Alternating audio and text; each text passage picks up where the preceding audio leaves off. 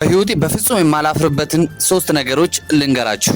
የመጀመሪያ በስራዬ ሰው አየኝ አላየኝ ምንም አይመስለኝም። ቆሽሼ ምሰራም ቢሆንም ምንም ሆኜ በስራዬ ቦታ ሰው አየኝ ምናምን መሸማቀቅ የሚባል ነገር የለም።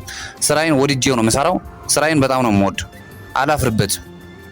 ሁለተኛ በቤተሰቦች የቤተሰቦቼ አካላት ደሃም ይሆኑ ምንም ይሆኑ ቤተሰቦቼ ናቸው።